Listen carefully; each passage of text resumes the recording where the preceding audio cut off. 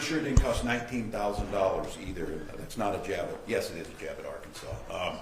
Good morning, everyone, and Happy New Year to each and every one of you.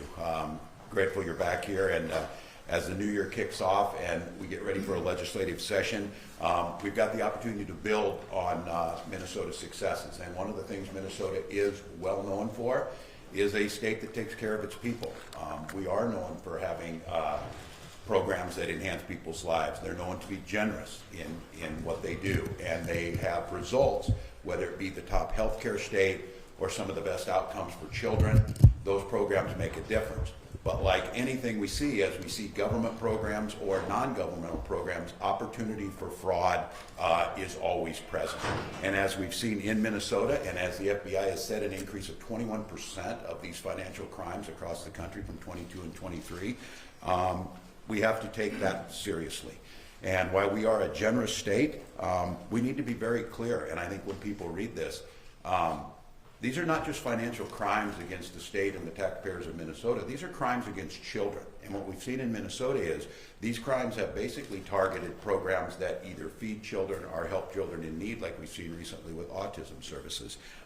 It's simply unacceptable. It's maddening, and it makes myself and Minnesotans angry about this. And while we've worked and we've seen progress on this, I think here in Minnesota, we have the opportunity to both continue to be that generous state, continue to have programs that show results, but also make sure that the safeguards are in place to make sure that happens. So today, I'm going to use the analogy we used a little bit with COVID on this. We're turning the dial, and the dial on this is yes, we're going to serve the people of Minnesota, but there needs to be a healthy sense of skepticism, especially around people who have been identified as being involved in these types of fraud schemes that have been out there. And so we're going to do several things. We're going to lay out today, I've got an executive order, and you'll hear more of that from, I'm joined up here today by some of our commissioners. You'll hear specifically from BCA Superintendent Evans, and you'll hear from Terry Tomes over our information technology about some of the things we're going to do. But I'm going to sign an executive order creating a centralized state fraud investigation unit that will be based with the investigators, that will be based with the law enforcement folks, centralizing and moving things from the Commerce Department a little bit over to the BCA under Superintendent Evans' authority. And they'll be dedicated and a coordinated approach to make sure the resources are there, with law enforcement there to be on the front end. Look, and I think this is common. It should not be, but it is, and I've seen this over the 6 years of being here, whether it's when COVID comes along or even a natural disaster. State government in many cases is used to being reactive to situations. We need to change that attitude to much more proactive on this, and we need to give the tools necessary. This first step through executive order will allow that to move over there, and then we're proposing both policy and legislative priorities in a package, establishing that centralized fraud unit, expanding the Attorney General's Medicaid fraud unit over there. They do a great job, and we need to make sure that's there. And then giving the agencies some authorities to get things done. And I'm just going to be clear on this. The ability to be more skeptical and the ability to stop payments if they're skeptical before we go on. Because in many of these cases, the agencies knew they were there and did not feel that they had the authority. In many cases, did not have the authority. We want to make sure we give them that authority to be more proactive, to be more skeptical, to go after those things. We're going to provide, and you'll hear from Terry Tomes, that over the last 18 months, we've seen incredible leaps and bounds in some of the technology, especially around AI. I had an opportunity to attend a conference where I sat on a panel with New York Governor Hochul and representatives from some of the largest tech companies of using this, especially in the social services space. In New York, for example, was using it on placements for their foster placements. And this was a positive use of AI where they were able to get better results and more permanent placements for these children using AI tools. We're going to use those on the fraud detection across state agency in a way that has not been done before. And then we're simply going to address this with seriousness that it is. I'm going to ask that we increase the penalties on these financial fraud crimes against public assistance. They are so damaging. They undermine people's faith in government. They undermine the very programs that improve people's lives. And I want to get back to where I started on this is fraud against taxpayers in the state of Minnesota, but the crime is perpetrated on children in these cases where it's less resources to deliver for them. And I want us to take that attitude seriously. So we've got an opportunity here to, again, turn that dial, to continue to be a state that is generous, kind, caring, but also recognizes on this. If there are things we can do, and we believe this package across there with the experts looking both in the private and public sector of things that we can do to make a difference. And by immediately when I get done here, I'll sign, after we hear from Superintendent Evans and Commissioner Tones, we'll sign the executive order and we'll take some questions on the details of what they have the capacity to do. I think this is one that has the potential. A lot of these, as I said, we were able to pass 9 of 10 fraud package issues back in the 2023 session. Many of those are now coming online and be enacted now. But the one that wasn't able to be passed was centralizing this fraud detection over at BCA, and I think that will help us with that. With that, I want to turn to Superintendent Evans from the Department from BCA.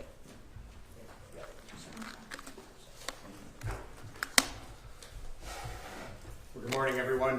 As the governor noted, I am Drew Evans, Superintendent at the Minnesota Bureau of Criminal Apprehension.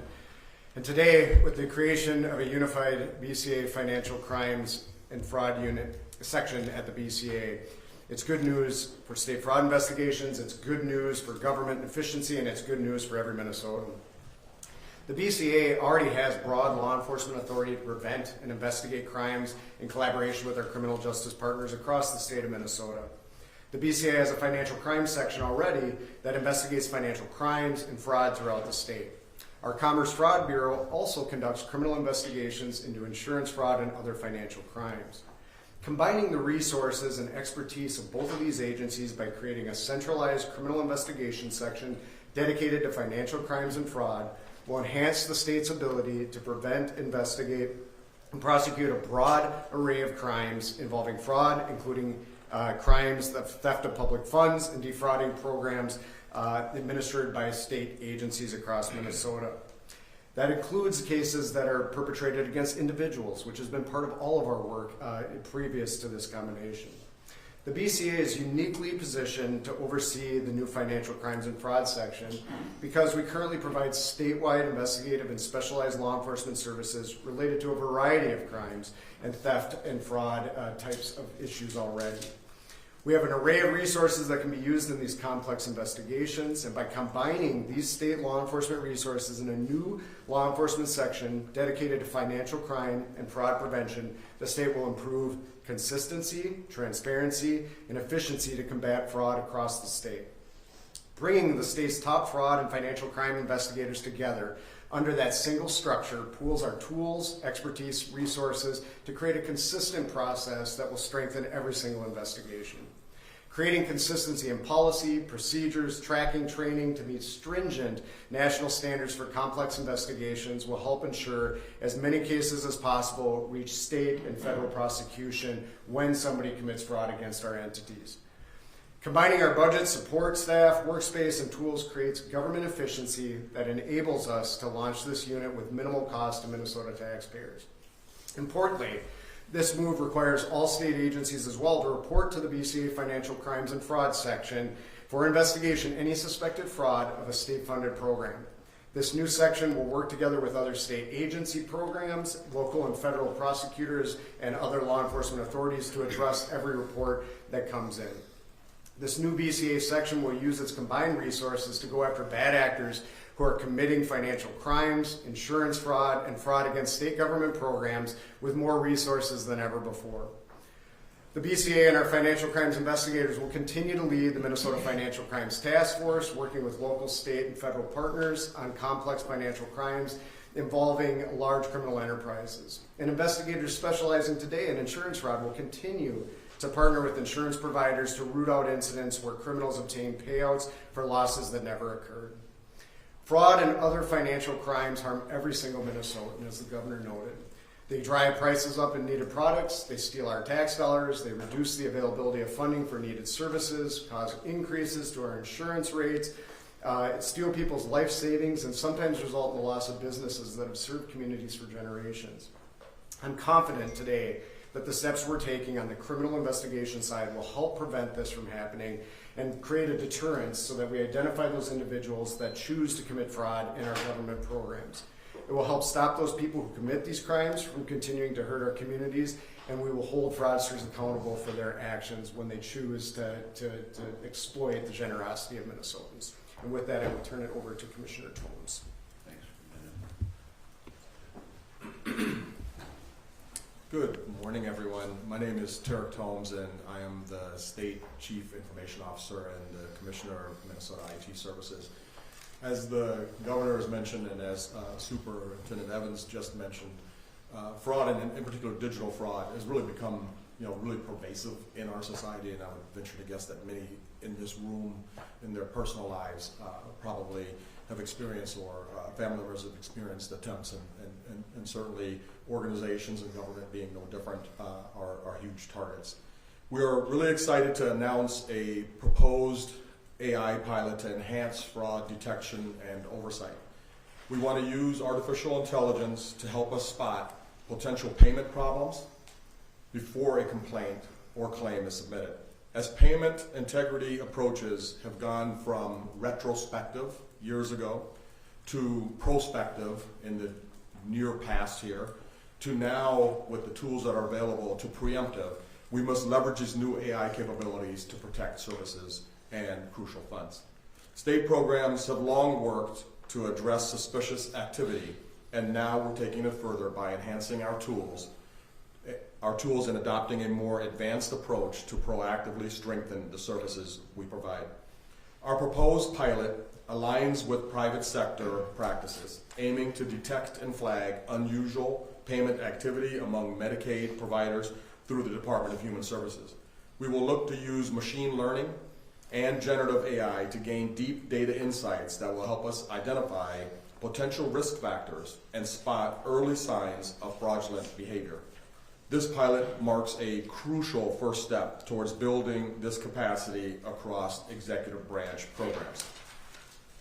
With recent advancements in artificial intelligence and data management, now is the time to do more.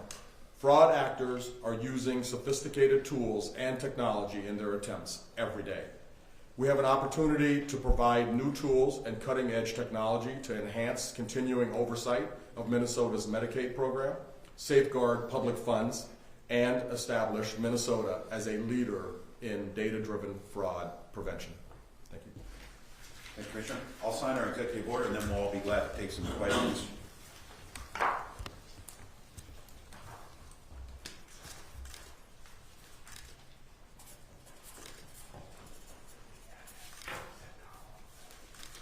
All right. There we go.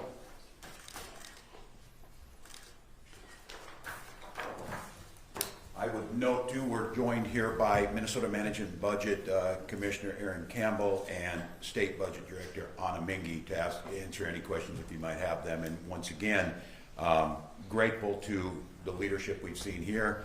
Coordinated effort. Once again, Minnesotans should expect that their tax dollars are being watched as closely as possible.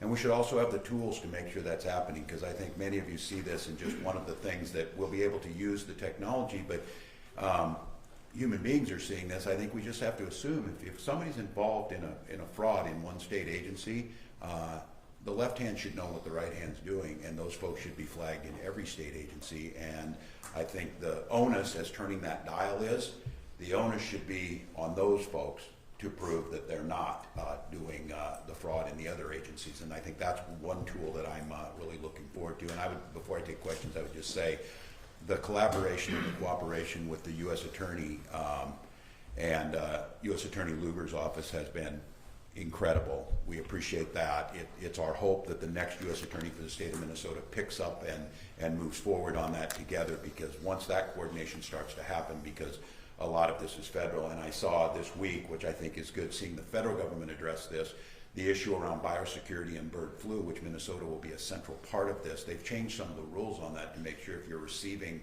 assistance on that or you're receiving grants to combat bird flu, we're actually seeing the results in it, and there's an accountability on, are we preventing that? And I think the answer is yes. In Minnesota, we're doing that, and I think that's this kind of the new attitude about using the technology necessary. With that, we'll take any questions.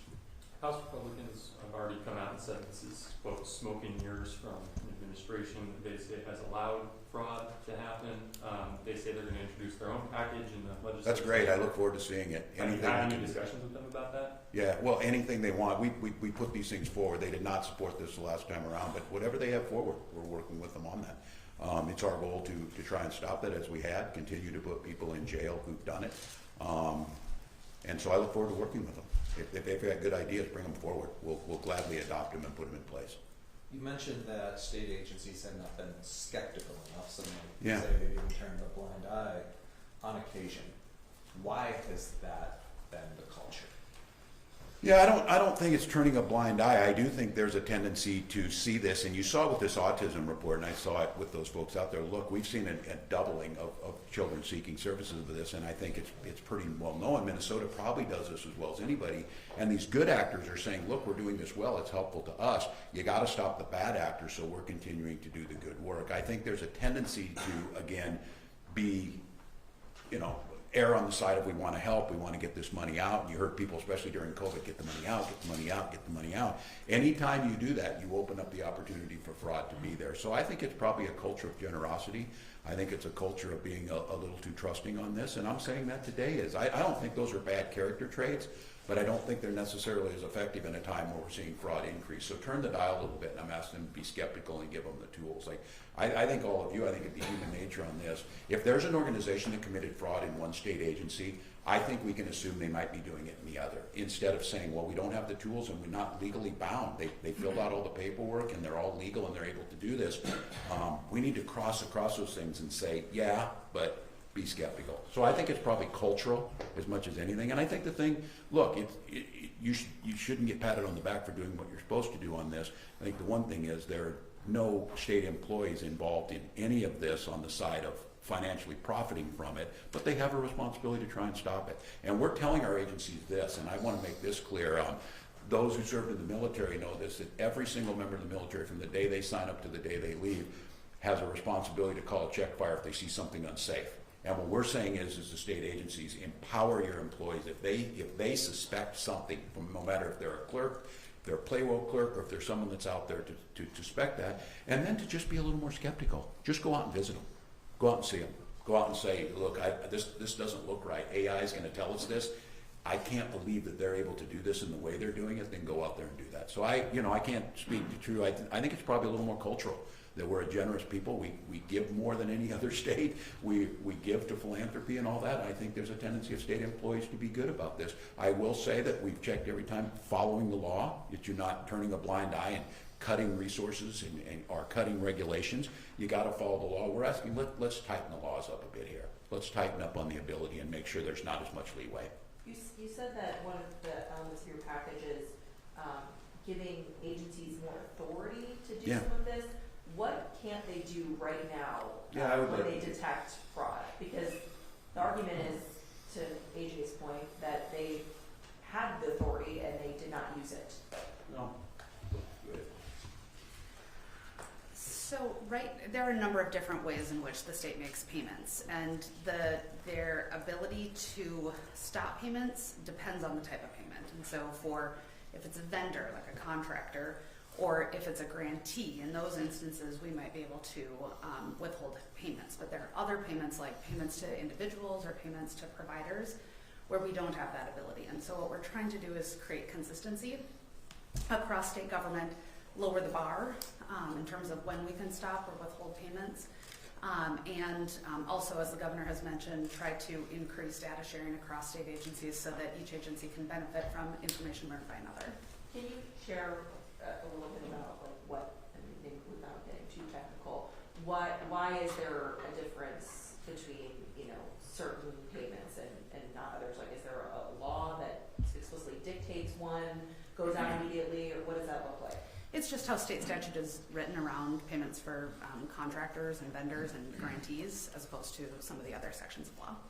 So have state agencies not been able to stop, say, a Medicaid payment, even if they suspected it might be fraudulent? That's my understanding. And this protects that? Yes. For the governor, You mentioned the federal involvement here. Was this package developed with any input from the U.S. Attorney's Office or the FBI? Drew, I maybe asked you, if we wrote this thing with help. Sure, I'd be happy to answer that. You know, we have a strong relationship at the BCA with the United States Attorney's Office, and United States Attorney Lugar has provided us a lot of input, and part of the input that he's provided is when we've been asked to solve some of these problems, and that absolutely addresses it. So we work weekly, daily with the FBI. It hasn't been as much in developing this package, but the U.S. Attorney has provided us a lot of input on what he sees could be done to strengthen, and this is reflected in the executive order and then some of the other package that's presented here today. But this wasn't done with any collaboration with the feds? I'm not you mean the actual, they provided input on what they see could be done. So in terms of collaboration, certainly we're asking them, from the investigations that were being done, are there things that you see that we could improve in state government to do that? And that is reflected in some of the proposals you see here today. Governor, can you did not go with a proposal to do a more broad inspector general office, which has been talked about, or to empower a legislative auditor to have more of that type of authority. Can you say why you did not go in that direction? Well, I would let the team here think. We think this is probably more focused on what we need. I'm certainly open to it if they want to do a broad IG. We're just not convinced that that would have the same impact of what we're proposing here and some of the rule changes on what we're able to pay. But look, again, I would say this. I'm open to anything they bring forward. Again, I would argue that having the BCA in charge and having state agencies have the ability to stop payments, I would challenge how that is smoke and mirrors. We didn't have that before. Look, I think all of you can expect this. We will probably end up in court where people, we saw this before, people who were defrauding us took us to court and actually won. That will probably continue to happen when I'm asking our people to be more aggressive. And so if the IG, if across the agency IG would make sense, but I think one of the things we're seeing is concentrating this on the folks with the expertise to stop it, and using the technology necessary might be more effective. But I'm open to it. And I would say that to anyone who's out there, if there's ideas out there to make a difference on this, it'll really make a difference, we're open to them. Let's do one more if there's Peter, and then No, go ahead. if someone hasn't had an opportunity to ask a question, we'll do one more. Yeah, you follow up there. One of the criticisms of the in-agency IGs is that they might be captive by that agency. We saw that certainly in HHS on the child care or the child care assistance program. Are you convinced that, I think there's two inspector generals, education and HHS, maybe there's others, are you convinced that they're independent? And they Yeah, and I think, I don't know if Drew was asking this. I'm going to let Drew talk about what this is, but I would answer to that. And yes, I think that's a possibility. I would say pretty vast experience, 12 years of this working hand in hand with the VA Inspector General at the federal level. I got a really good indication of that. Those are people that had expertise on the VA. They were in the VA, but they were independent and caught a lot of this. One of the problems is if you get someone that's outside that's a generalist, they don't have the knowledge of how the agency works as much. So I think you get good folks. And let's just be clear on this. These state employees, this pains them more than anybody. These are hard-earned dollars. We burn a ton of political capital to get these programs in place to improve people's lives, and then to see people take advantage of it. They want to stop them. And so I don't think it's a knee-jerk reaction to say, well, because they work at MDE, they're going to side with MDE. What I found was, especially with the federal VA Inspector General, they were the harshest on VA as possible, because every single one of those dollars was supposed to go to a veteran, and they were just adamant that they got there. But Drew, maybe talk about it. Sure. And I'll quickly address, on the policy discussion. Close to home for me, my brother's an Inspector General with the Environmental Protection Agency out on the East Coast and does the fraud work with the federal government on a regular basis. There's often two components of an Inspector General. One is the regulatory or civil enforcement side in terms of cutting off payments, some of the things you've been talking about today. We have two agencies that have that now. We anticipate within all state agencies that they'll continue to do the civil examination of improper payments, the waste and abuse side of things. This centralization within the BCA, for example, creates the criminal investigation. And some of the things that are done within this as well, and in that suspected fraud, that we create a better relationship with our state agencies so that when that suspected fraud that may be criminal, that we are more collaborative on the front end to open and launch criminal investigations when needed, and that's part of what we're looking at here. Commissioner Tomes noted, as we're here too, the other component of that that's really important is this AI tool is really important. It removes that human element and an individual trying to determine, is this fraud, is this not fraud? They'll still be involved in that process in every agency, but this AI tool, if we're able to implement, we can look at it and identify those patterns and trends, so we put eyes on that more quickly, regardless of where that fits in the framework of state government. Quickly, you said, is Minnesota the first state in the nation to take this approach with the AI monitoring, or has this been done somewhere else? Probably hard to say. There are probably pockets where AI, in particular, the capabilities that exist in these new generative, capabilities are relatively new, and private sector organizations and public sector organizations are really starting to get their arms around actual use cases. And this one is kind of an ideal one. The ability to analyze hundreds of thousands of transactions, both the good and the bad, to really detect patterns of appropriate use, patterns of inappropriate use, and to flag those for the BCA or for Inspector General offices are really important. At the federal level, certainly the Treasury Department has done significant work related to AI. So we start to see this become a little bit more pervasive, and we're going to look to partner really heavily with private sector organizations, in particular ones that are in town, financial institutions. All of us, if we have abnormal credit card transactions, generally might get a text message asking, like, is this really you? It's really important for us to take that preemptive approach and leverage these new technologies to really assist our workforce. I missed you. I'll take a few more. I haven't seen it. So. I'm curious, how long has the idea for an anti-fraud package like this been in the works, and why propose it now? I think since the first days we took office in trying to fix these, if some of you remember back to the Minlars situation and partnering together, and I think that's when Tarek is coming on board and the private sector, the Blue Ribbon Commission on Technology, and then us putting in different pieces of packages. And look, it was across the country. COVID just exacerbated this. Fraud's always been there since the beginning of time. It became more sophisticated, and to be very candid, there was more money with less regulations, both federally and statewide, with the intention of moving the money faster to people who needed it, and turning that dial back again after that. We've been increasing this. So that 22 and 23 session, putting out part of the package, using those tools, implementing them, and now moving one step further. So I think the one thing is that this isn't a one package is going to fix all. These folks will move ahead of us after we do this, and we'll need to continue to do more things.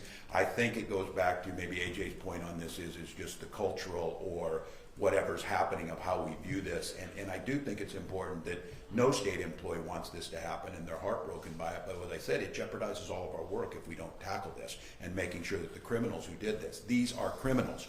The same way as if they went in and shoplifted from somebody, or if they steal from your bank account, or if they plan a bank robbery or whatever, they are criminals. In this case, they are stealing taxpayer money meant for children, and I think taking that seriously, moving ahead of them, and not being reactive, giving those tools necessary. And I'll be the first to tell you, just to be sure, that maddening and angered beyond belief to know that, look, these folks committed crime over here and they're still getting paid over here. How can that possibly be okay? And I think this gives us the tools to say it's not okay. And I think we have to make sure that, as Commissioner Campbell said, is that we're following the rules, we're following the law. We will be challenged on it. Again, we're not going to, prove somebody's, saying they're guilty, but we have a responsibility to be skeptical. So it's our opportunity here to be able to do that. With lawmakers coming back in a couple of weeks and people being pretty knotted up in both of the chambers, do you see priorities that you want to bring forward still plausible, or will you be signing more executive orders? Well, I wish they would bring it forward. I think this is one where, I get it, it's cheap political side on this. Is we want them to help us if they've got good ideas. Our model on this back in 2019 was Minlars. A lot of those were good Republican ideas. They were the ones telling us some of this stuff, and I said, you guys are right. We should implement this, and we got it done. I would say some things like this, to be able to come back and tackle this, makes sense. This is just a piece of something that I think we all agree on. You don't need to find a fight when there's not a fight available. We agree with you. This has been going on. We need to do something about it. We're telling you what tools we need to make this happen. We certainly all, there's certainly no upside to having fraud in state government, like we all want it to stop. So I think that would be one. I would hope we would find some common ground of where we could come back, because there's going to be enough things to argue about. This is one we agree on. This has to stop. We need to find out what it is. They're looking for folks to blame. Let's figure out how to stop it, and we'll put the folks in jail who did it, and continuing to do that. I'd just like to put them in jail longer too. All right, let's start with Aaron. Yeah, one more. Have you heard? We got someone didn't get asked one. Commissioner, Yeah, that's you all can right. Last The one here. proposal to increase penalties by 20%. Why 20%? How do you come up? Well, I don't know if that's Drew on this or what we're able to do. You know, those were conversations with a number of different people in terms of looking at that. You know, part of this is looking at the theft statute and making sure that it's dedicated to theft of public funds. And so that you're putting a particular emphasis that when people choose to defraud state government or other public funded programs, that we're putting an emphasis on that this is a serious crime and that you're not just impacting one individual, but you're impacting the community as a whole. And therefore, we looked at those crimes. The 20% was through a conversation with a lot of different stakeholders in that process. Do you know how high that would make the average sentence? Yeah, you know, it'd be laid out. You can look at the theft statute right now, and so you'd see that there's already fairly serious penalties with that. Part of this is identifying people through this criminal investigative process and holding them accountable. By creating that new statute, it will be singular focused on theft of public funds when it comes to those particular cases. And so we'll have a real clean statute if it was adopted, so that we could move forward with that. And then the penalties reflect the seriousness of the crime. Is that enough to just ask one question of you, related to the budget? At the budget briefing, whatever that was, I forget. You talked about that a big driver in the structural imbalance is increased in HHS spending. And I'm wondering to what extent, after seeing this investigation, you think there could be fraud driving up those costs? Because obviously with the autism centers, I mean, that allegation is that it ballooned significantly in a short amount of time. The biggest cost driver in the budget is really around disability waivers, and in those cases, we really do not expect that there is much fraud. In those cases, individuals are working with counties directly over a long period of time in a really detailed way in order to get those services, and it is unlikely in those specific circumstances that is where there would be fraud occurring. So where we are seeing the most growth in the budget, I would not expect that's being driven by fraud. All right, let's start Thank with you all. Aaron. Happy New Thanks, Year, everyone. folks. Good to see you all back.